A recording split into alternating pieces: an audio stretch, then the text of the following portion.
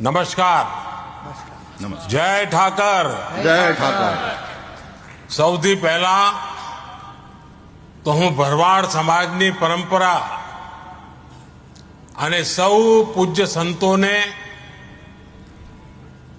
મહંતોને, આ સમગ્ર પરંપરા માટે જીવન ખપાવી દેનાર સૌને શ્રદ્ધાપૂર્વક પ્રણામ કરું છું. અને આજે તો ખુશી અનેક ગણી વધી ગઈ છે. આ વખતે જે મહાકુંભ થયો, આ ઐતિહાસિક મહાકુંભ હતો.